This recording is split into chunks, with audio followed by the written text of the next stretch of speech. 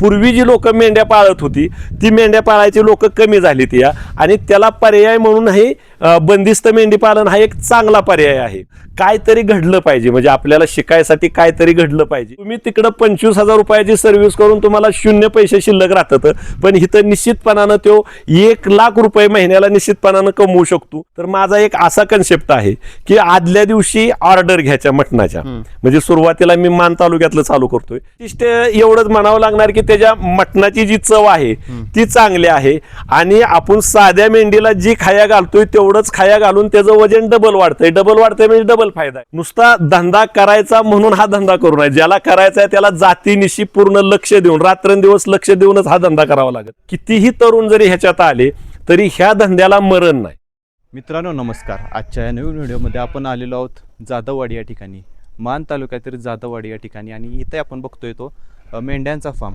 जवळपास 550 मेंढ्या आपल्याला या फार्ममध्ये बघायला मिळतात. नारी सुवर्ण असेल, माडगा असेल, किंगोरी जातीच्या मेंढ्या असतील, या संपूर्ण आपल्याला इथे बघायला मिळत आहेत. 550 मेंढ्याचा फार्म आणि कटिंग मार्केटच्या रेटनुसार ते इथून विक्री देखील करत आहेत. त्यांची एक नवीन संकल्पना पण मला एक आवडली, ती म्हणजे ती होम डिलिव्हरीची सुद्धा सुविधा थोड्या दिवसात ते चालू करणार आहेत. होम डिलिव्हरी म्हणजे जर तुम्हाला मटण पाहिजे असेल तर ते तुम्हाला घरपोच देखील मिळणार आहे. त्यांना तुम्ही ऑर्डर करू शकता, ते इथून तुमच्या घरी पोहोच करणार आहेत. तर ही सगळी संकल्पना त्यांची आहे. कशा प्रकारे दररोजचं नियोजन चालतं, चाऱ्याचं नियोजन कसं आहे, कसं शेड त्यांनी बांधलेलं आहे आणि त्यांचं स्वप्न काय काय आहे यातून, हे सगळं आपण या व्हिडिओमध्ये जाणून घेणार आहोत. चला आपण या व्हिडिओला सुरुवात करूया. दादा नमस्कार. नमस्कार. पहिल्यांदा मला तुमचा परिचय द्या. मी मामूशेठ विरकर, माझं नाव बाबासाहेब बाळासाहेब विरकर, पण मला मामूशेठ विरकर नावानेच ओळखलं जातं. माझं गाव जाधववाडी, म्हणजे मुक्काम जाधववाडी होतो. हे जाधववाडीच्या एरियात येतं. पोस्ट बिजवडी, तालुका मान, जिल्हा सातारा. Mobile number 94 20 46 69 73. तर मला सांगा की आता तुम्ही मेंढी पालन करताय, पण त्याच्या आधी तुम्ही काय काय करत होता? नाही, मेंढी पालनाच्या अगोदर मी शेती करीत होतो आणि व्यापारी पद्धतीची शेती करायचो. म्हणजे तरकारी, ज्वारी, बाजरी वगैरे, म्हणजे अशी पिकं घ्यायचो आणि प्रामुख्यानं तरकारीचं पीक मी जास्त घ्यायचो. डाळिंबाची शेती बी मी केलेली आहे आणि आता ही डाळिंब आहेच. आता मेंढी पालनाची सुरुवात कधी झाली तुमची? किती वर्ष झालं करताय? नाही, 5 वर्षापूर्वी आम्ही मेंढी पालनाची सुरुवात केली. शेती करताना शेती हा काय शाश्वत व्यवसाय राहिलेला नाही. शेतीत परवडत नव्हतं तरकारीत वगैरे. काही वेळेला मिळाला तर चांगला दर मिळायचा, काही वेळेला भाडंही स्वतःच्या पदरचं भरावं लागायचं, अशी परिस्थिती. त्याच्यामुळे एक शाश्वत व्यवसाय म्हणून हा मेंढी पालनाचा व्यवसाय चालू केला आम्ही. किती वर्ष झाले तुम्हाला या व्यवसायाला? 5 वर्षापूर्वी आम्ही 50 नर जातीचे कोकरे आणि 50 मादी जातीची कोकरे आणली. कोणत्या जातीची आणलेल्या? सुरुवातीला माडग्याळ जातीची आणली होती. माडग्याळवरून आणली होती आम्ही. हां. आणि मग त्याच्यावरती आम्ही, मी आणि माझी मिसेस, आम्ही दोघंही म्हणजे तो धंदा करायला शिकलो. म्हणजे कशी सांभाळायची, त्या आजारी पडलेली कशी ओळखायची, आजारी पडली तर काय ट्रीटमेंट करायची वगैरे ते शिकलो. आणि मग नंतर आम्ही हा फार मोठा व्यवसाय चालू केला. म्हणजे आता जवळजवळ आमच्याकडं 500 पेक्षा जास्त मोठे प्राणी आहेत. म्हणजे आता आपण सुरुवात करताना शेडचं कसं नियोजन केलं आणि किती जागेत शेड आहे आपलं? आता आपलं जे शेड आहे ते म्हणजे 170 फूट आपल्या शेडची लांबी आहे आणि 105 फूट अशी रुंदी आहे.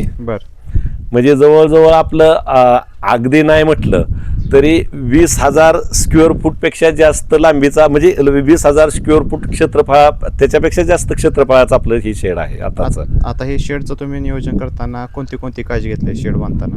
नाही, शेड बांधताना आपल्याला फक्त 500 मेंढ्यावरतीच थांबायचं नाही, तर आपल्याला हा प्रोजेक्ट 2,000 मेंढ्यापर्यंत न्यायचा आहे. आणि ज्यावेळेस आपण 2,000 मेंढ्यापर्यंत प्रोजेक्ट नेऊ त्यावेळेस त्याची जी होणारी पिलं वगैरे विक्री करेपर्यंतची ती संख्या 2,500-3,000 हजारापर्यंत सुद्धा होईल, अशा पद्धतीची आपण काळजी घेतलेली आहे. आणि दुसरा महत्वाचा मुद्दा म्हणजे ही वाढीवच्या दृष्टीने काळजी घेतली. पण या शेडमध्ये आपण लोक ह्या धंद्याला कंटाळतात. कशाला? जर दिवसातनं 2-3 वेळा जर झाडून काढायचं म्हटलं तर कंटाळतात. तर या शेडमध्ये आपण अशी व्यवस्था केलेली आहे की ह्या दिसतोय तो मध्यंतरी पत्रा आहे, पलीकडच्या बाजूला वरनं प्लॅस्टिकचा कागद आहे. आपण आता ज्या ठिकाणी उभं राहिलेलो आहे तिथं प्लॅस्टिकचा कागद आहे.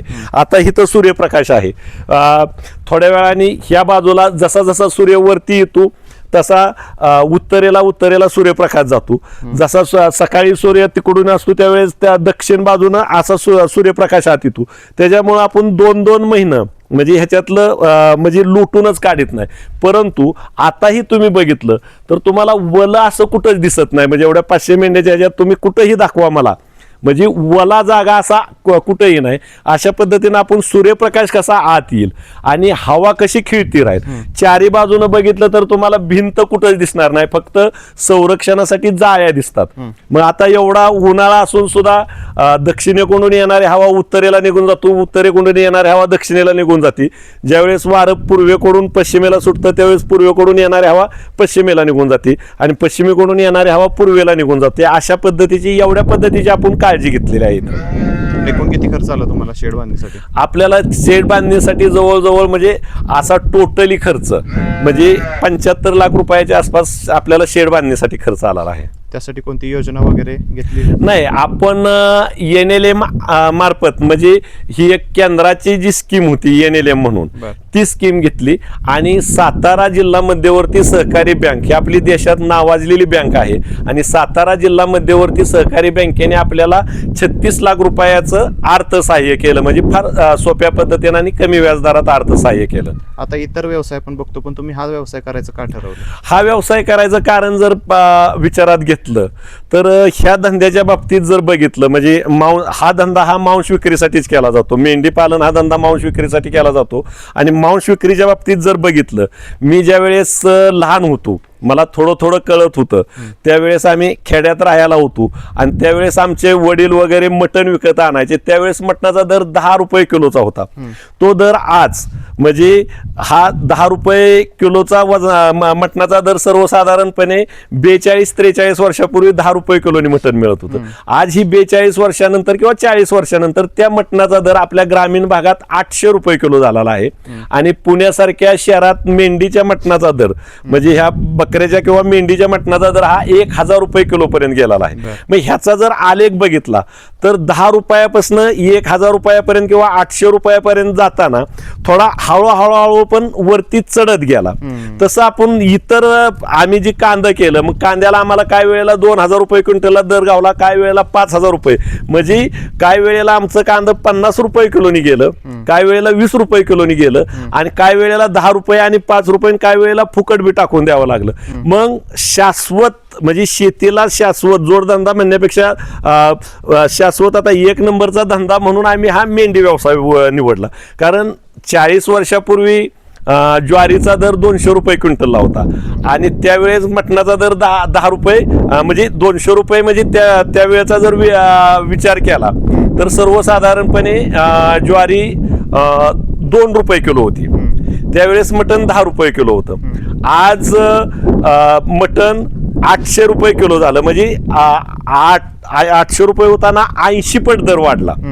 पण आज ज्वारीचा जर 80 पट दर वाढला असता तर त्यावेळेच्या 2 रुपयाच्या ज्वारीचा 80 पट दर वाढला असता तर 160 रुपये किलो ज्वारी झाली असती. पण आज ही ज्वारी 40 रुपये किलोनीच मिळते. म्हणजे ह्या वर्षी चांगलं मार्केट आहे म्हणून, अन्यथा ती 30 रुपये किलो वरतीच आहे. म्हणजे ह्याचा दर किती वाढला आणि ज्वारीचा दर किती वाढला. मग जर दराची वाढ जरी म्हटलं तरी ह्या मटणाच्या दरात किंवा मांसाच्या दरात दराची वाढ जास्त आहे. त्याच्यामुळे हा व्यवसाय मी निवडलेला आहे. म्हणजे सर्व शेती केली आणि शेतीत सर्व प्रयोग केलं. म्हणजे डाळिंब असल, काकडे असल, भेंडे असल, मांडव घालून दुधी भोपळा असल, ही सर्व बघितल्यानंतर कशात परवडतंय ही ज्यावेळेस मला कळलं की बाबा ह्या मांसाच्या धंद्यात मेंढीच्या धंद्यात परवडल त्यावेळेस हा मी मेंढीचा व्यवसाय निवडला. त्याचा तुम्ही अभ्यास कसा केला आणि आपण कोणती जात घेतली पाहिजे हे कसं ठरवलं? नाही आता ह्याच्यात जाती घेताना एक माडग्याळ म्हणून आपल्या जत तालुक्यात म्हणजे आपल्या कर्नाटक आणि महाराष्ट्राच्या बाउंड्रीवर माडग्याळ गाव आहे. त्या माडग्याळ गावात म्हणजे धनगर समाजाचं गाव आहे. त्या गावात तिथं त्या माडग्याळ जातीची निर्मिती झाली आणि म्हणजे माडग्याळ गावात त्या जातीची निर्मिती झाली म्हणून तिला माडग्याळ म्हटलं जातं. माडग्याळ म्हटलं तर तिचं थोडं तोंड जे आहे ती पोपटासारखी टोच म्हणजे तिचं जे हे आहे तोंड आहे ते पोपटासारख्या टुचीचं असतं, म्हणजे असं दिसतं पोपटाच्या चुचीचा जो आकार असतो तो त्या तोंडाचा आकार दिसतो.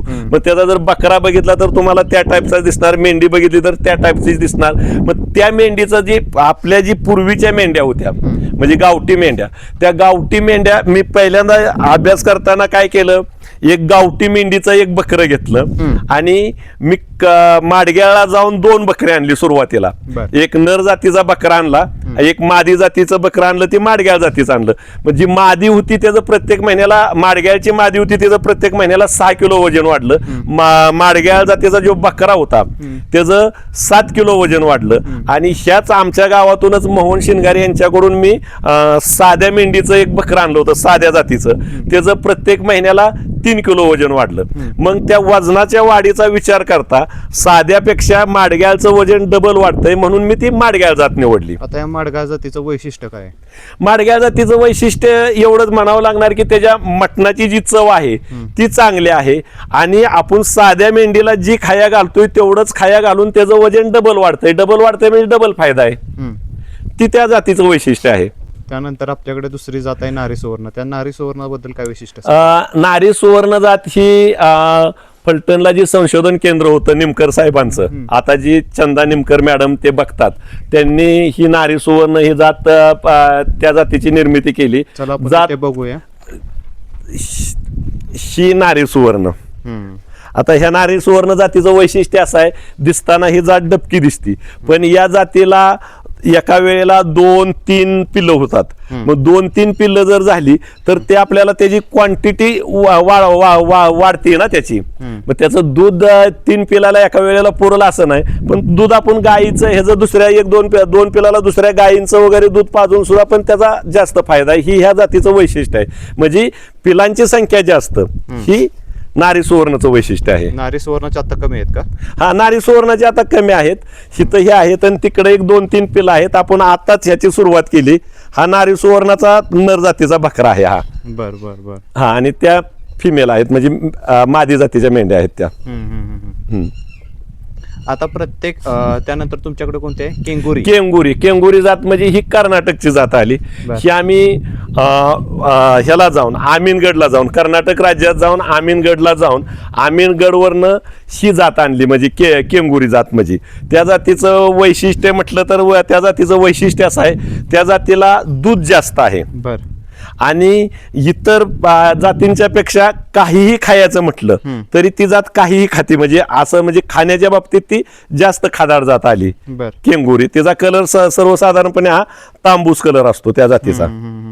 तर शेळीचं वैशिष्ट्य असं आहे की शेळी आपण जी खायला तिला टाकतो त्याच्यातलं 50% जास्त खायला ती नाश करते. आणि मेंढीच्या बाबतीत जर विचार केला तर आपण जी खायला टाकतो त्याच्यातलं 1% खाद्य सुद्धा ती नाश करीत नाही. ही मेंढीचं वैशिष्ट्य आहे. मग जर आपलं खाण्यावरती खर्च, मग शेळीच्या बाबतीत तसा विचार करायचा म्हटलं तर मग शेळी खाण्याने आपल्याला परवडत नाही, का तर ती जास्त चारा नाश करते, म्हणजे 50% चारा नाश होतोय. दुसरं त्याचं वैशिष्ट्य असं की शेळीचं जर पिल्लं विक्रीला काढायची म्हटलं तर सर्वसाधारणपणे 5 ते 6 महिन्यानंतर तिचं पिलू 10,000 रुपयाला विकतं. पण मेंढीच्या बाबतीत जर विचार केला तर 3 महिन्यानंतर पिलू 3 महिने 3.5 महिन्यात ती पिलू 10,000 रुपयाला विकलं जातंय. हा शेळीत आणि मेंढीत फरक आहे, म्हणून ह्या व्यवसायाची मी निवड केली. आता तुम्ही जसं की त्यामध्ये म्हटलं चाऱ्याचं नियोजन, तर मेंढ्यांना चारा कोणता लागतो? आपण मेंढ्यांना जो चारा आहे तो आपण हा पूर्ण 100% बंदिस्त केलेल्या मेंढ्या आहेत. आपण मेंढ्यांच्यासाठी आपल्याच शेतात जे आपण पूर्वी तरकारी वगैरे करीत होतो त्याच्याऐवजी आपण आता आपल्याच शेतात प्रामुख्यानं मकाचं पीक घेतो. आणि मका घेतानाच आपण डिकाल्ब 91-41 पायोनियर म्हणजे ह्या आडवांटा ह्या जी मका आहेत, म्हणजे ज्या मकेला 2-2 कणसं येतील, मोठीली कणसं येतील, थोडं बियाणं घेताना ती महाग पडतं. जी प्रचलित पद्धतीचं बियाणं आहे त्याची 3.5 किलोची 4 किलोची बॅग जर 600-700 रुपयाला बसली तर ह्या बियाण्याची बॅग 3.5 किलोची 2,000 रुपयाला बसती. पण उत्पादन निघताना 3 पट निघतं त्या जातीचं, म्हणजे पायोनियर असेल, डिकाल्ब 91-41 असेल, आडवांटा असेल. आणि मग त्याचं आपल्याला त्या कणसं एवढी मोठी होतात आणि आपण म्हणजे ह्याची लागण करताना करतानाच ठिबक सिंचनवरती बेड सोडून आणि अगदी 2x1 अंतर ठेवून लागण करतो. त्याच्यामुळे एका एका ताटाचं वजन 2.5 किलो पासून 3 किलो पर्यंत होतं. त्याचं कणसाचं वजन जास्त असतं आणि ह्या जातीला ते कणीस आणि त्याची आपण कुटी करून बंकर भरून ठेवतो.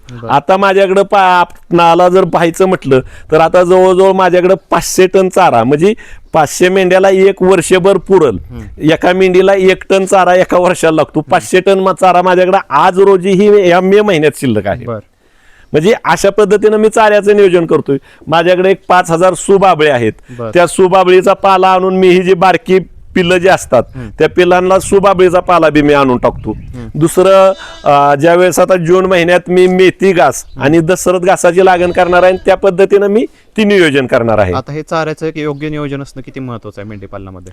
नाही, आपण ऍडव्हान्स मध्येच नियोजन करणं फार महत्वाचं आहे. आपण असं समजायचं की बाबा 1 वर्ष आपल्याला एक 4-5 वर्षानंतर दुष्काळ पडतो.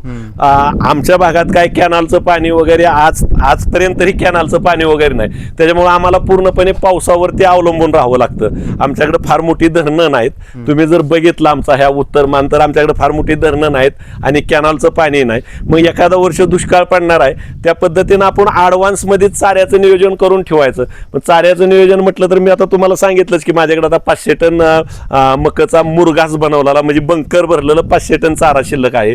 या ठिकाणी आता इथं महिला जे भरतात ती कडब्याच्या कुटी वरती प्रक्रिया करून, म्हणजे युरिया, मीठ आणि मळी याचं मिक्सचर करून ती टाकून आता तिथं कुटी भरली जाते. मग हा चारा जो आहे तो तुम्ही 1 वर्ष 1.5 वर्ष जरी शिल्लक ठेवलं हवा बंद करून तरी त्याला काय प्रॉब्लेम येत नाही. म्हणजे अशा पद्धतीनं नियोजन करायला काय हरकत नाही. आणि शेतकऱ्याला मकाला जर पाणी असलं तुम्हाला तर 1 वर्षात मकाची 3 पिकं घेता येतात.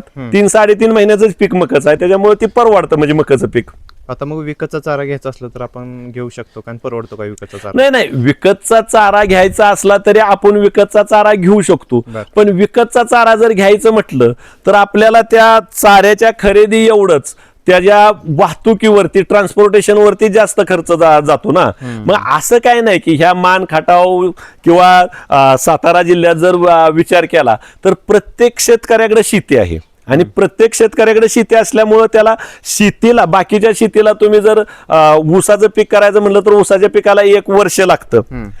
ज्वारीचं पीक करायचं म्हटलं ज्वारीला 5 महिने लागतं. तर कांद्याचं पीक करायचं म्हटलं उन्हाळ कांद्याला 5 महिने लागतात आणि दराची कुठलीही गॅरंटी नसते. मग त्याच्यापेक्षा जी तुम्ही ह्या मेंढ्या पाळल्या आणि मेंढ्यांच्यासाठी जर तुम्ही त्या शेतीत म्हणजे मेंढ्यांना चारा हीच पीक घेतलं आणि त्याच्यापासून त्या मेंढ्याच्या कोकऱ्याच्या ह्याच्या मेंढीच्या विक्रीपासून तुम्हाला त्याच्यापेक्षा 10 पट फायदा निश्चितपणानं होईल. त्याच्यामुळे शेती करण्यापेक्षा शेती ही मेंढीच्या म्हणजे मेंढ्या पाळून त्याच्या चाऱ्यासाठी शेती केली तर ती परवडण्यासारखा विषय आहे. आता तुमचं जे नियोजन ऐकतोय त्याच्यामुळे भरपूर जणांना वाटत असेल की किती भारी नियोजन केलेलं आहे यांनी.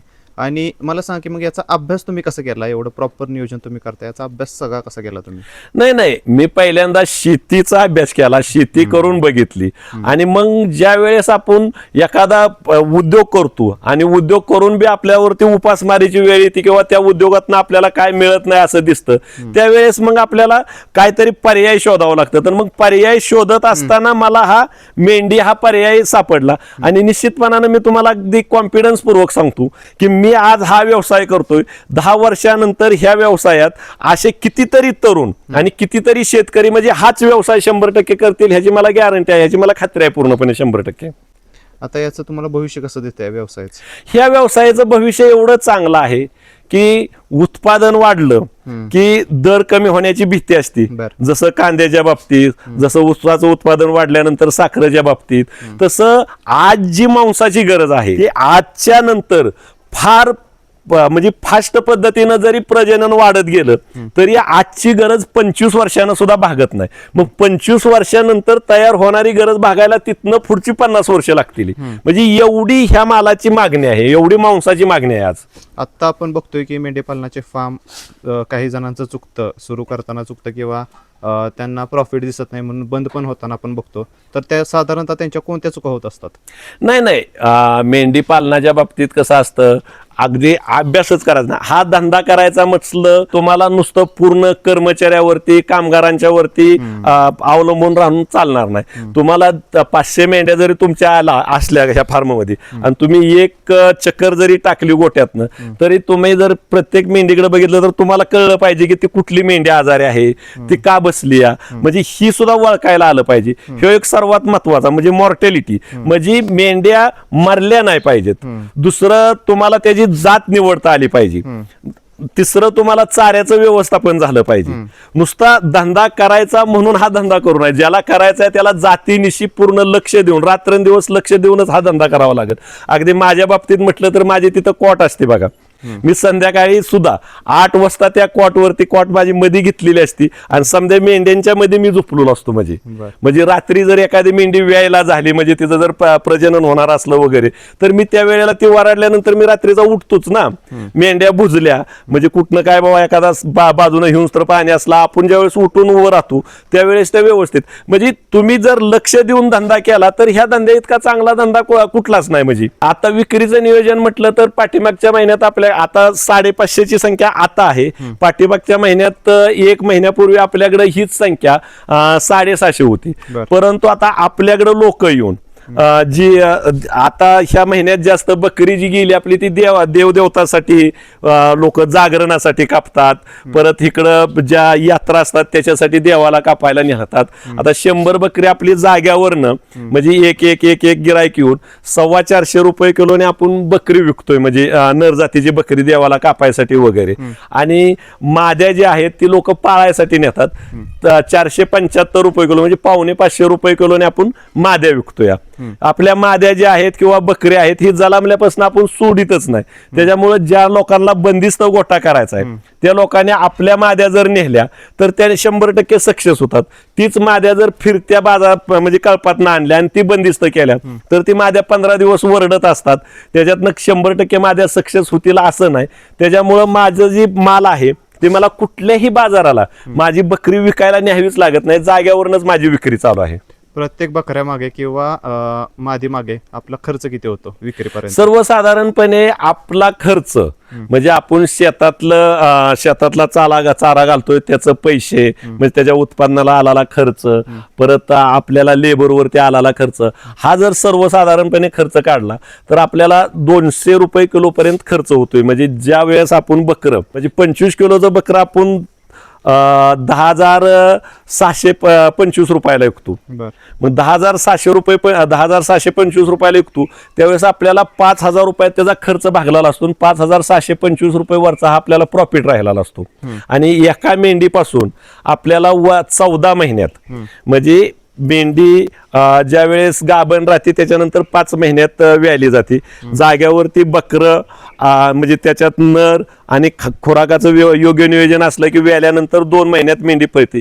काय मेंढीला म्हणजे माडग्याच्या काय मेंढीला 2 कुकरी होतात, काय मेंढीला 1 कुकरं होतं. केंगुरीच्या बी काय मेंढ्याला 2 कुकरी 1 कुकरी होतात. आणि नारी सुवर्णाला जवळजवळ दुसऱ्या तिसऱ्या येतापासून सर्रास 2-3 कुकरी होतात. पण आपण एका मेंढीची 14 महिन्यात 3च कुकरी विकायची जरी धरलं, अगदी 3 कुकरी, तरी आपल्याला 3 कोकऱ्यापासून म्हणजे अगदी कमी म्हटलं तर आपलं कोकरं कमीत कमी 10,000 रुपयाला विकलं जातं. आणि जास्तीत जास्त आपण जर सांभाळलं तर 15,000 20,000 रुपयापर्यंत विकलं जातं. पण अगदी आपण म्हणजे 10,000 रुपये जरी दर धरला तरी आपल्याला एका मेंढीपासून अगदी 10,000 रुपये दर धरला तरी 14 महिन्यात 30,000 रुपयाचं उत्पादन मिळतं. आणि 15,000 रुपये त्याच्यावरचा खर्च जरी धरला सर्व तरी 15,000 रुपये आपल्याला प्रॉफिट राहतो. म्हणजे मला 500 मेंढ्यातनं अगदी कमी म्हटलं तरी प्रत्येक वर्षाला 75 लाख रुपये ही कुठंही गेलेलं नाही. 14 महिन्याला मला 75 लाख रुपये हा सर्व खर्च अर्थ वजा जाता प्रॉफिटच राहतो. आता हे कटिंग मार्केटचं तुम्ही म्हणताय की कटिंग मार्केटमध्ये आपल्याला फायदा आहे. फायदा कुठे आहे, कटिंग मार्केट का ब्रीडिंग मध्ये आपल्याला जास्त? नाही हे का शेवटी ब्रीडिंग हा व्यवसाय तुम्ही माद्या वगैरे ब्रीडिंगसाठी ठेवू शकता. पण जे नर आहेत ते कटिंग मार्केटलाच गेलं पाहिजेत. आणि मटणाचा धंदा, मांसाचा धंदा करताना हा कटिंग मार्केटच्या हिशोबानेच धंदा केला पाहिजे. बाबा मार्केटमध्ये मटणाचा दर काय आहे, 800 रुपये दर आहे, तर त्या पद्धतीनंच आपली खरेदी म्हणजे आपल्या त्या पद्धतीनंच ही. आता काय लोकांनी कसं असतं, बारकी बकरी घ्यायची, काय लोक आमच्याकडून इथनं बकरी घेऊन जातात, आमच्याकडून वजनावरती बकरी नेतात, आमच्याकडून 20 किलोचं बकरं जर त्यांनी समजा 8,500 रुपयाला नेलं इथनं, तर ती परत 1 महिना 2 महिने सांभाळतात, ती 13-14 हजार रुपयाला विकतात. म्हणजे ती मटणाच्या रेटमध्येच पुढे जातं ना बकरं जाताना.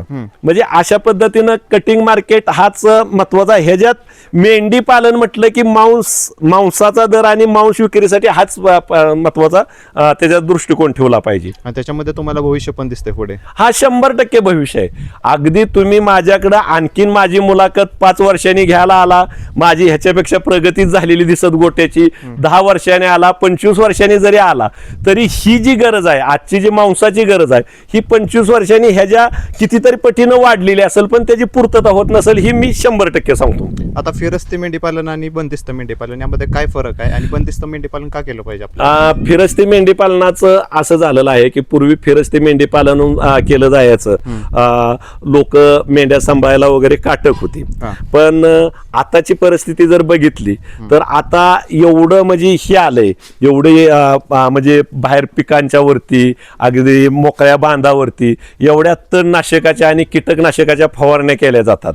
त्याच्यामुळं एक तर तणनाशकाची फवारणी केल्यामुळं फिरस्त्या मेंढीला खायला तण राहिलं नाही. दुसरा महत्वाचा मुद्दा, ती तण वाळलं त्या मेंढीनं खाल्लं तर ती मेंढी वटत जाते आणि काही दिवसांनी ठराविक कालावधीनंतर ती विषारी गवत खाल्ल्यामुळं ती मेंढी मरती. दुसरा महत्वाचा मुद्दा, पूर्वी जी क्षेत्र चारायला वगैरे होतं ते आता क्षेत्र राहिलेलं नाही आणि आताचा जो तरुण आहे तो फिरून मेंढी पालन करीत नाही. मग फिरून मेंढी पालन करणं थोडं आता किती काय केलं तरी अवघड झालंय आणि मग फिरून मेंढी पालन करणं अशक्य झाल्यामुळं पूर्वी जी लोक मेंढ्या पाळत होती ती मेंढ्या पाळायची लोक कमी झाली ती, आणि त्याला पर्याय म्हणून हे बंदिस्त मेंढी पालन हा एक चांगला पर्याय आहे. आणि नुसता पर्याय नाही तर आता मेंढपाळ जी पहिलं जी मेंढपाळ व्यवसाय मुलं म्हणजे जी प्रौढ लोक करीत होती त्यांची मुलं ज्यांनी मेंढ्या विकल्या त्यांची मुलं आज सातारा असेल किंवा फलटण असेल, बारामती, पुणे अशा ठिकाणी जातात आणि MIDCत काम करायला बघतात. MIDCत त्यांना 15-20 हजार रुपये पगार मिळतो. त्या 15-20 हजार रुपयावरती त्यांचा खुली भाडं, येण्या जाण्याचा, मोटरसायकलचा खर्च, मोबाईलचा खर्च सुद्धा भागत नाही.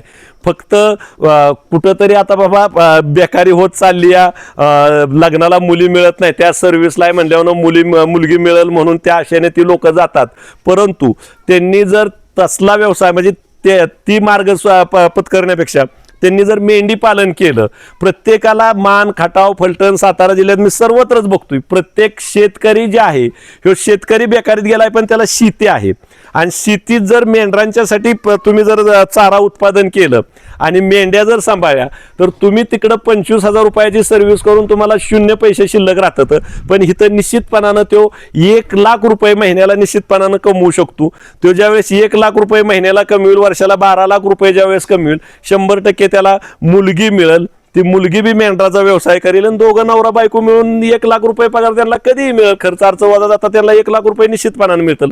त्याच्यावरती त्यांची उपजीविका 100% होईल. आता कोणत्या सीझन मध्ये आपल्याला जास्त त्रास होतो मेंढी पालनामध्ये?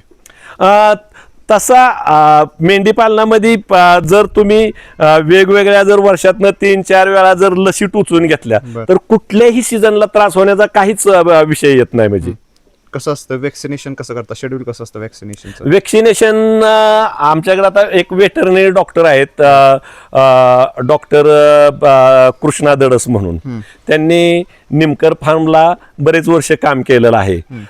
दुसरे इथं डॉक्टर आटोळे म्हणून बिजवडेला आहेत, दहिवडेला डॉक्टर जाधव म्हणून आहेत. या ठिकाणी पूर्वी एक प्रसिद्ध व्यक्तिमत्व असं डॉक्टर होते, डॉक्टर चौगुले म्हणून, ते रिटायर होऊन ते मिरजचे आहेत, ते मिरजला गेलेले आहेत. मग त्या प्रत्येकाला आम्ही फोन करून म्हणजे आता बाबा एप्रिल महिना आहे किंवा आता मे महिना आहे, मे संपून आता मे नंतर जूनला पावसाळा चालू होतोय. आता कुठलं वॅक्सिनेशन केलं पाहिजे बाबा, ET TT कुठलं दिलं पाहिजे, असं प्रत्येक वेळेला बाबा ज्यावेळेस पावसाळा संपून हिवाळा चालू होतो त्यावेळेला कुठलं दिलं पाहिजे, हिवाळा संपून उन्हाळा चालू होतो त्यावेळेला कुठलं दिलं पाहिजे, अशा पद्धतीनं डॉक्टरांचा सल्ला घेऊन त्या पद्धतीनं आम्ही सर्व मेंढ्यांना वॅक्सिनेशन करतो. आता आपल्याला उत्पन्न कसं मिळतं यातून, किती दिवसातून मिळतं, प्रत्येक नफ्यामागे आपल्याला खर्च किती होतो? प्रत्येक नफ्यामागे आपल्याला अगदी ह्याचा जर हिशोब करायचा म्हटलं, सर्व खर्च जरी काढायचा म्हटलं, आपल्या शेतीतल्या उत्पादनावरचा खर्च वगैरे सर्व काढायचा म्हटलं तरी आपल्याला सर्वसाधारणपणे आपण जी विक्री करतोय 10,000 रुपयाला मेंढी आपण जी बकरं विकतोय त्याला आपल्याला 4,000 रुपये खर्च येतोय, आपल्याला 6,000 रुपये निश्चितपणाने प्रॉफिट राहतोय. म्हणजे ह्या धंद्यात आपल्याला 60% प्रॉफिट राहतोय. वर्षाकाठी आपल्याला 500 मेंढ्याचा विचार जरी केला आपण आणि अगदी 500 मेंढ्यातनं आपण 1500 कुकरी जरी विकली, म्हणजे काय मेंढ्याला 2 काय मेंढ्याला 3 असा जर सर्व विचार केला, म्हणजे काय मेंढ्याची 2 विकली काय मेंढ्याची, म्हणजे सर्वसाधारण सरासरी आपण 14 महिन्याचं मी तुम्हाला सांगितलं, वर्षाचं नाही सांगितलं, का तर मेंढीचं वेत 5 महिन्याला होतं त्याचं ब्रीडिंग झाल्यानंतर, आणि प्रत्येक 7 महिन्याला एक व्यात होतं. म्हणजे मेंढी व्याल्यानंतर 2 महिन्यांनी परत गाभ जाती. खायला वगैरे व्यवस्थित असलं, नर जातीचं बकरं जर त्याच्यात असलं, म्हणजे आपल्याला सर्वसाधारणपणे काही मेंढ्यांची 2 पिलं, काही मेंढ्यांची वर्षाला 4 पिलं, काही मेंढ्यांची वर्षाला म्हणजे 14 महिन्याला 4 पिलं, काही मेंढ्यांची 2 पिलं, असं जर सरासरी काढायचं म्हटलं तरी एका मेंढीची आपल्याला सर्वसाधारणपणे एका मेंढीची 4 आणि एका मेंढीची 2 अशी 6 पिलं होती. ते सरासरी काढायचं म्हटलं तर आपली 3 पिलं होती ती. म्हणजे 14 महिन्यात आपण एका मेंढीची 3 पिलं विकू शकतो. आणि 3 पिलाचं उत्पादन अगदी कमी दर म्हटलं तर आपण 10,000 रुपये दर धरला तर 3 पिलाचं आपल्याला 30,000 रुपये होतं.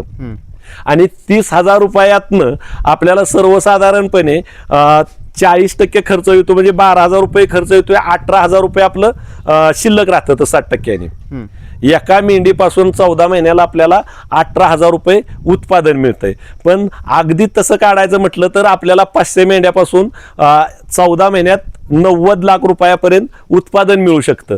पण मी ती कमी करून 75 लाख रुपयेच नेट धरलंय, की आपल्याला खर्च आर्च वजा जाता 75 लाख रुपये हे आपल्याला नेट उत्पादन मिळतं 500 मेंढ्यापासून 14 महिन्यात. मग शेतकऱ्याला कुठल्याच पिकातनं किंवा कुठल्याच धंद्यातनं एवढं उत्पादन मिळत नाही. मग याची सुरुवात कशी करावी, किती मेंढ्यापासून करावी? नाही, सुरुवात करताना तुम्ही जशी तुम्हाला शेती आहे, मी तर म्हणत नाही की तुम्ही चारा कोणी विकत घ्यावा. ज्या शेतकऱ्याला 2 एकर शेती आहे, 2 एकर शेतीवरती त्यांनी 100 मेंढ्या बिनधास्तपणे पाळाव्यात. त्याची नवरा बायको एखादं मूल 2-3 माणसात 100 मेंढ्यांचं अगदी व्यवस्थापन व्यवस्थित होऊ शकतं. म्हणजे शेतीतलं आणि मेंढ्यांचं 100 मेंढ्याला एक माणूस एक दिवसभर भरपूर झाला. एक माणसापेक्षा जास्त माणसाची गरज नाही 100 मेंढ्याला. आता मग तुमचं सकाळपासून शेड्यूल काय काय असतं, दैनंदिन दिनक्रम काय असतं? आमचा दैनंदिन दिनक्रम म्हणजे सकाळी उठणे, सकाळी उठल्यानंतर आमचं जी काय असेल ते बाकीचं उरकायचं. ह्याच्यात ज्या मेंढीला 2 कुकरी झालेली असते ते आमच्या जी गाय आहेत त्या गायींच्या धारा काढणे, धारा काढून त्याचं जे ज्या काय कोकऱ्यासनी दूध पाजावं लागतं, ज्या मेंढीला दूध कमी असतं, 2 कोकरे असले की त्या मेंढ्यांना आम्ही 250-250 मिली प्रत्येक कोकऱ्याला दूध पाजतो. ती दूध पाजणे, दूध पाजल्यानंतर ह्या जी मादी जातीच्या जी आपण जी लावरी बाजूला काढलेल्या आहेत, नर जातीचे जे नर बाजूला काढलेले आहेत त्यांना खुराक देणे. आणि त्यांना खुराक दिल्यानंतर ह्या जी मेंढ्या आहेत त्या मेंढ्यांना काय सकाळचा खुराक नसतो, फक्त वेलेल्या मेंढ्यासनीच आपण सकाळचा खुराक टाकतो. आणि मग ज्या बाकीच्या जी मेंढ्या आहेत त्या मेंढ्यांना फक्त चारा देणे, चारा टाकणे. चारा टाकल्यानंतर एक वेळा सकाळचा चारा टाकल्यानंतर पाणी वगैरे भरलेलं असतं, प्रत्येक ठिकाणी नळाची सिस्टीम केली पाणी भरायला. आणि संध्याकाळी 5 वाजता लेबर असतानाच आम्ही चारा टाकतो. संध्याकाळी सुद्धा सकाळी लेबर आल्यावर चारा टाकणे आणि संध्याकाळी 5 वाजता चारा टाकणे हीच आमचं नियोजन असतं. दिवसातनं फक्त 2च वेळा खायला घालायचं, त्याच्यापेक्षा जास्त वेळा त्याला खायलाच घालायचं नाही. बाकीच्या वेळेला त्याला रेस्ट द्यायची, विश्रांती देऊन ती रवतच करीत बसते. टोटल लेबर किती आहेत आपले? आता आमच्याकडे टोटल लेबर इथं मेंढीचं काम करायला टोटल म्हणजे 5 लेबर आहे. 5 लेबरवरती आमचं ह्या सर्व मेंढ्यांचं काम होतं. म्हणजे नुसतं मेंढ्यांचंच नाही तर बाकीचा जो चारा वगैरे रानातनं तोडायचा वगैरे असतो ती सुद्धा हीच लेबर काम करते म्हणजे आमचं. आता आपले टोटल कप्पे बघूया आणि कप्प्यामध्ये तुम्ही कसं कसं नियोजन केलंय ते एकदा सांगा आम्हाला. आता इथं ह्या नारी सुवर्ण आहेत. बर. ह्या नारी सुवर्ण जातीच्या सर्व मेंढ्या आहेत. म्हणजे ह्या टोटली तिथं त्यांच्यासाठी पेहण्यासाठी बघा पाण्याचा टप आहे. ह्यांची क्वांटिटी कमी आहे म्हणून तो टप बारीक ठेवलेला आहे.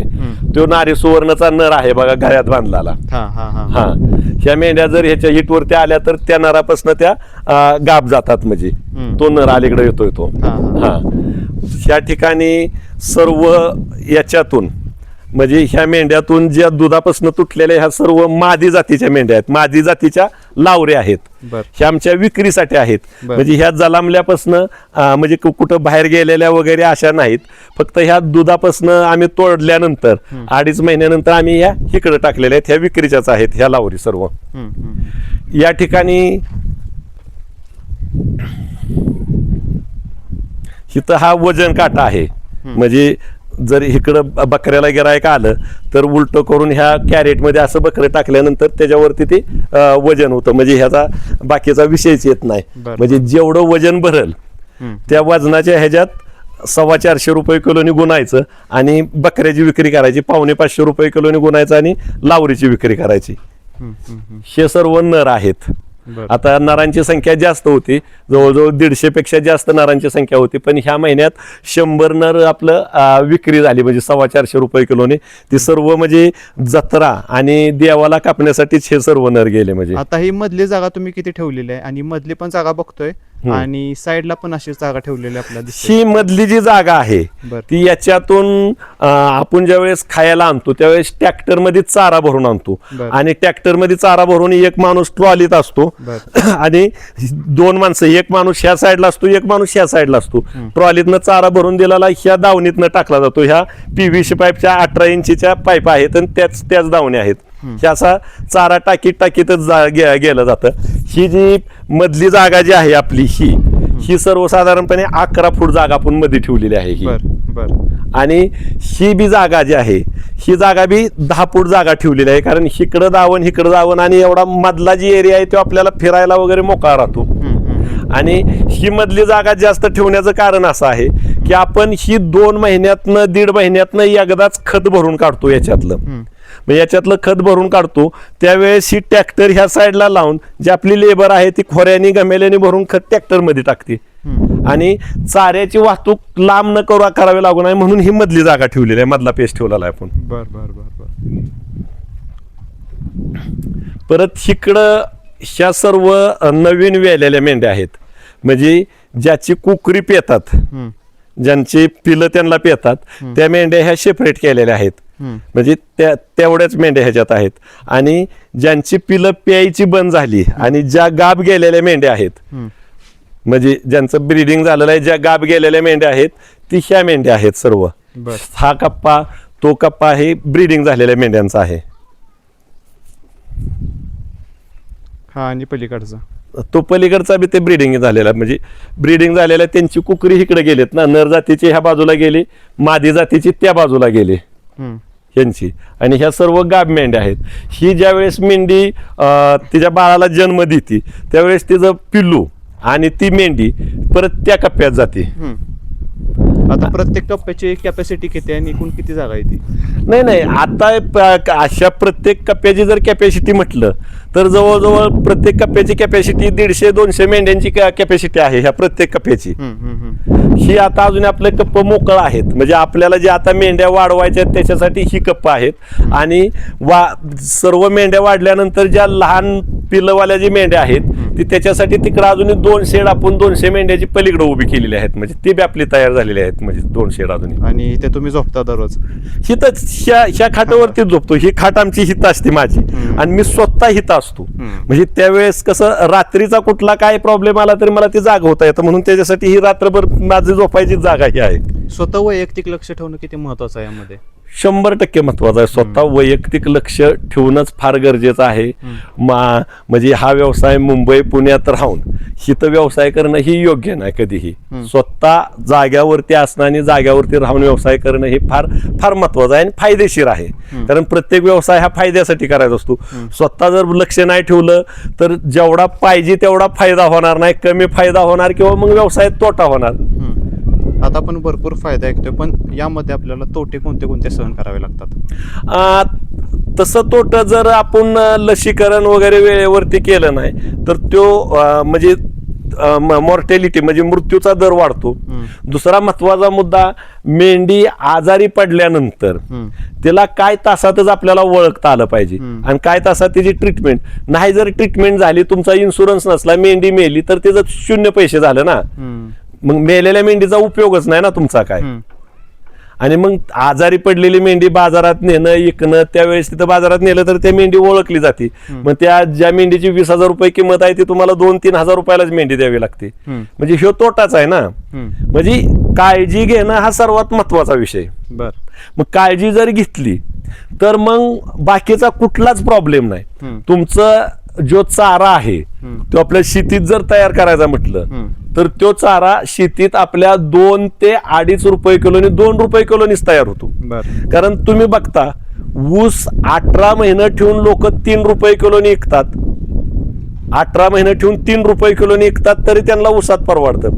मग आपण एका मेंढीला चारा देतो किती, एका मेंढीला 3-3.5 किलो चारा लागतो. मग 3 रुपये किलोनी जर चारा तयार होत असेल तर त्या मेंढीचं जी खत पडतं त्या खताच्या पैशात सुद्धा तुम्हाला सांगतो चारा भागू शकतो. म्हणजे चाऱ्यावरती खर्च करायची गरजच नाही मी तर म्हणतो. म्हणजे एवढं स्टँडर्ड पद्धतीचं खत मेंढीचं असतं. आता तुमचा सुरुवातीचा काय होता, तो कसा गेला? म्हणजे सुरुवातीला तुम्हाला विक्रीला वगैरे प्रॉब्लेम आले असतील, तो सुरुवातीचा काळ कसा गेला? नाही, सुरुवातीचा काळ विक्रीला प्रॉब्लेम वगैरे नाही. आतापर्यंत अजूनही आम्ही जाहिरात केली नाही. म्हणजे अजूनही जाहिरात केली नाही. कारण ह्याला इतकं गिरायक आहे. आम्ही जर जाहिरात केली तर आमच्याकडं एवढी लोक येतील की त्याच्यातली म्हणजे आम्ही 10% लोकांची सुद्धा म्हणजे पूर्तता करू शकत नाही. म्हणजे येणाऱ्या लोकांच्यातल्या 10% लोकांची सुद्धा पूर्तता करू शकत नाही. त्याच्यामुळे विक्रीचा काळ खडतर गेलाच नाही. उलट जी लोक न जाहिरात करता जी लोक येते त्यांना सुद्धा द्यायला वर्षभर बकरी पुरत नाही ती. मग यामध्ये तुमचा संघर्ष कोणता झाला? यामध्ये आपल्याला दिसतंय तुम्हाला यश मिळतं, यामधून चांगली विक्री होते, पण या मागचा संघर्ष काय होता?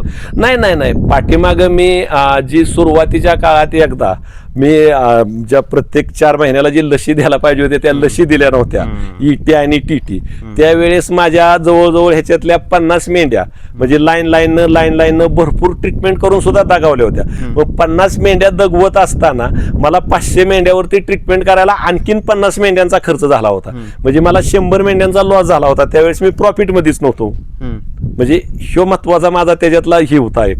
पण काहीतरी घडलं पाहिजे, म्हणजे आपल्याला शिकायसाठी काहीतरी घडलं पाहिजे. मग ते आपण त्याच्यातनं शिकलो. त्याच्यामुळे मी आता ॲडव्हान्स मध्ये ट्रीटमेंट करतो, म्हणजे ॲडव्हान्स मध्ये लसीकरण करतोय आता मी. आतापर्यंत कोणते आजार येऊन गेले आपल्या फार्म मध्ये? आजार तसा कॉन्स्टंट आजार असा नाही आला. म्हणजे मेंढीला असा फार मोठा आजार कुठला होत नाही. तुम्ही जर लसीकरण आणि जंताची जर औषधं पाजली तर असा मेजर आजार नाही मेंढीला. म्हणजे असं कोंबड्यासारखा ह्याच्यासारखा असा रोग नाही मेंढ्यासनी. आता तुमचं स्वप्न काय आता इथून पुढे? नाही, माझं एकच स्वप्न आहे. म्हणजे मला राजकारणाच्या फार मोठ्या अपेक्षा आकांक्षा नाहीत. मला म्हणजे आमदार खासदार काय व्हायचं नाही.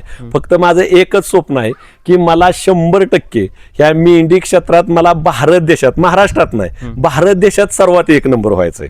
आणि नुसतं मला 1 नंबर व्हायचं नाही तर माझ्यापासून कमीत कमी प्रत्येक वर्षी माझ्याकडे येऊन माझ्याकडे प्रशिक्षण घेऊन कमीत कमी 100 तरुणांनी हा व्यवसाय चालू करावा. म्हणजे पहिल्या वर्षी 100, मग त्या 100 तरुणांनी परत पुढं 10 माझ्याकडे 100 तरुणांनी जावं आणि त्यांनी 10 जणाला तयार करावं. कारण कितीही तरुण जरी ह्याच्यात आले तरी ह्या धंद्याला मरण नाही. म्हणजे एक दिवस सोन्याला किंमत राहणार नाही, सोन्याचा काय उपयोग म्हणून लोक सोनं घ्यायची बंद करतील, पण हा मांस जे आहे ते मांस खाण्याशिवाय लोकांना पर्याय राहणार नाही. त्याच्यामुळं मी 100% म्हणतो की ह्या धंद्याला मरण नाही, म्हणून मी प्रत्येक वर्षी 100 लोकांनी प्रोत्साहित करून 100 लोकांना हा धंदा करायला लागणार आणि प्रत्येक वर्षी त्या 100 लोकांनी 10-10 लोक तयार करायची. अशी जर क्वांटिटी बघितली तर आपण एक 10-15 वर्षानंतर जर आपण मुलाखत घ्यायला माझ्या आला तर मी निश्चितपणानं तुम्हाला सांगेल की ह्याची संख्या लाखोत असेल, म्हणजे मेंढी पाळणाऱ्यांची संख्या लाखोत असेल. एक कन्सेप्ट तुम्ही मगाशी मला सांगत होता की होम डिलिव्हरीचा कन्सेप्ट, तो काय कन्सेप्ट आहे तुमचा? म्हणजे माझा असा कन्सेप्ट आहे की आपण आदल्या दिवशी, आता जिकडं तिकडं होम डिलिव्हरीवरती हे आहे, मटणाला कसं असतं, आता इथं बिजवडी किंवा दहिवडी, फलटण अशा ठिकाणीच बकरी कापली जाते. ती मग खेड्यातल्या लोकांनी तिथं यायचं, तिथनं जायचं, त्यांचा जो वेळ असतो तो वेळ बी वाया जातो. आज कुणाकडेही वेळ नाही. तर माझा एक असा कन्सेप्ट आहे की आदल्या दिवशी ऑर्डर घ्यायच्या मटणाच्या, म्हणजे सुरुवातीला मी मान तालुक्यातलं चालू करतोय. मान तालुक्यातली जेवढी गाव आहे ती तेवढ्यांच्या ऑर्डर घ्यायच्या. मग आदल्या दिवशी आपल्याला बाबा 100 किलो 200 किलो 500 किलोची ऑर्डर झाली तर आपल्याकडं ती डिलिव्हरी बॉय ठेवायचं, त्यासनी चांगला रोजगार द्यायचा. म्हणजे त्या मुलासनी जे आपल्याकडे म्हणजे प्रशिक्षणाला जी मुलं बोलवायची त्या मुलासनी आपण ती प्रशिक्षण देताना त्यासनी रोजगार मिळावा म्हणून त्यांना एक चांगला रोजगार द्यायचा आणि त्यांना एक ठराविक गावं द्यायची. एका मुलाला बाबा 50 किलो किंवा 25 किलो मटण त्याच्यापाशी द्यायचं आणि त्याला सांगायचं बाबा आपल्याला बाबा शेजारच्या मलवडी गावातली 5 किलोची ऑर्डर आहे, आंधळी गावातली 2 किलोची ऑर्डर आहे, टाकेवाडी गावातली 5 किलोची ऑर्डर आहे. तर ती 25 किलोची ऑर्डर त्याच्याकडे द्यायची, 25 किलो मटण त्याला पोच करून यायला सांगायचं. त्या मोबदल्यात त्याला किलोवरती पैसे द्यायचं, त्याच्या अंतरावरती गाडीचा खर्च देऊन पैसे द्यायचं. म्हणजे कसं आहे, ज्या लोकांनी आज मटण मेंढीचं मटण खायची इच्छा असती पण ती कापलं जात नाही, ती मिळत नाही म्हणून त्या लोकांनी खायला मिळत नाही आणि आपल्याला जी द्यायचंय ते क्वालिटीचं मटण द्यायचंय. त्या बकऱ्याचा फोटो वगैरे आपण टाका, म्हणजे आदल्या दिवशी टाकणार आहे ना कुठली बकरी आपण कापणार आहे ती किती महिन्याचं बकरा आहे, किती वयाचं बकरा आहे, त्याला किती शिट्ट्या कराव्या लागतील ही सुद्धा आपण त्या ह्याच्यात मटणाच्या ह्याच्यात चिठ्ठीत टाकून द्यायचंय ना. म्हणजे आणि होम डिलिव्हरी द्यायची, प्रत्येकाच्या घरी नेऊन मटण पोच करायचं. मग इथनं मसवड मला 40 किलोमीटर जरी असलं तरी 40 किलोमीटर वरती 4 किलोला जावं लागलं तरी चालत. कारण आता सुरुवातीला जर 4 किलोसाठी गेलो तर ती काय दिवसानं 4 किलोची ऑर्डर 40 किलोची होणार आहे. म्हणजे धंदा करताना सुरुवातीच्या महिन्यात फायदा बघायचा नाही, कालांतराने त्याचा फायदा बघायचा. आता तुमच्या या व्हिडिओच्या शेवटी जे नवीन तरुण यामध्ये उतरणार असतील त्यांना काय सल्ला असेल? माझा ह्या तरुणांना एकच सल्ला असेल की नोकरीसाठी पूर्वी आपण खेड्यातनं म्हणजे शहराकडे जात होतो किंवा गावातनं शहराकडे जात होतो, तर आज शहरातली तशी परिस्थिती राहिलेली आहे. शहरातलं तेवढं सुरक्षित जीवन राहिलेलं नाही, शहरात तेवढी स्वच्छ हवा राहिलेली नाही. तर त्यांनी निश्चितपणानं जी शहरात जे तरुण म्हणजे नोकरी किंवा बेकार होऊन धडपडत असतील, जे सुशिक्षित असतील, पदवीधर असतील, जे MPSC UPSC करायसाठी धडपडत असतील पण त्याच्यातून त्यांना अपयश येत असेल, ज्यांना यश शक्य आहे त्यांनी ते करावं, पण ज्यांना शक्य नाही त्यांनी निश्चितपणानं MPSC UPSC येणाऱ्या तरुणांनी सुद्धा इथं यावं आणि त्यांचं जे कौशल्य आहे ती ह्या धंद्यात दाखवावं. निश्चितपणानं त्यांना MPSC UPSC पेक्षा जास्त आर्थिक लाभ होईल आणि त्यांचं जीवन सुखी होईल. आणि MIDC ह्याच्यात काम करणाऱ्यांनी तर 100% हा धंदा, आणि शेतकऱ्याच्या मुलांनी तर मुळातच मी तुम्हाला सांगतो अगदी त्यांनी कलेक्टर व्हायला सुद्धा जाऊ नये, त्यांनी मेंढीचाच धंदा करावा. तरी सर्व तरुणांना माझी विनंती असेल, जो सुशिक्षित बेकार असेल, जो अशिक्षित असेल, अगदी तरुण असतील, तरुण मुली असतील, या सर्वांनी हा धंदा करावा. ज्यांना प्रशिक्षणाची गरज असेल, ज्यांना ह्याच्यातलं ज्ञान हवं असेल त्यांनी निश्चितपणानं माझ्याकडे त्या तरुणांनी यावं. माझ्याकडे मी त्यांची जेवणाची, खाण्याची, राहण्याची मी माझ्या खर्चाने व्यवस्था करील. त्या मोबदल्यात त्यांनी मला इथं मेंढरांचं काम करू लागावं, त्यांनी प्रशिक्षण घ्यावं. प्रशिक्षण घेतल्यानंतर मी निश्चितपणानं आपली सातारा जिल्हा मध्यवर्ती बँक, ह्या आपल्या जिल्ह्यातलं जर म्हटलं तर सातारा जिल्हा मध्यवर्ती बँक असेल, त्या बँकेच्या चेअरमन, जे मॅनेजर आहेत, जे संचालक आहेत, मी त्यांना विनंती करील की बाबा हा तरुण 100% म्हणजे कर्ज फेड करील आणि त्याला तुम्ही कर्ज द्या आणि त्या कर्जासाठी मी त्यांचा गॅरंटर होईल तिथं 100%. किंवा आमची एक सिद्धनाथ नागरी सहकारी पतसंस्था आहे, आज आम्ही ती जयकुमार गोरे भाऊ यांच्या नेतृत्वाखाली चालवतो. त्या पतसंस्थेचे अरुण आबा गोरे चेअरमन आहेत, मी व्हाईस चेअरमन आहे. मी त्या संस्थेतनं सुद्धा म्हणजे त्यांना आर्थिक सहकार्य करेल. पण जेवढं बँका कमी व्याजदराने कर्ज देते त्या तेवढं आम्हाला म्हणजे पतसंस्थेला कर्ज देता येणार नाही. त्याच्यामुळे आपण निश्चितपणानं स्टेट बँक असेल, IDBI असेल, बँक ऑफ इंडिया असेल, बँक ऑफ महाराष्ट्र असेल, की बँकाकडे आज कितीतरी पैसे पडून आहेत. फक्त त्यांना चांगलं उद्योजक आणि गॅरंटर म्हणजे गॅरंटीनं पैसे फेडणारी माणसं पाहिजे ती, त्याच्यासाठी ती कर्ज द्यायला काचकूच करते ती. तर हे मेंढी पालनाचा धंदा जो आहे ते 100% म्हणजे त्याच्यातनं त्यांनाही मिळणार आहे. निश्चितपणानं तरुणांनी फायदा घ्यावा आणि हा उद्योग चालू करावा ही अशी माझी तरुणांना विनंती राहील. तरुणासाठी तुमचे प्रयत्न दिसतात आणि तुम्ही तुमचा जो कॉन्सेप्ट आहे तो संपूर्णरित्या सांगितलेला आहे. तुमचं नियोजन असेल, तुमचं शेडचं दररोजचं शेड्यूल असेल, संपूर्ण माहिती तुम्ही दिली आणि तुमची जी पुढची वाटचाल असणार इथून त्यासाठी तुम्हाला खूप खूप शुभेच्छा. हा, आभारी आहे.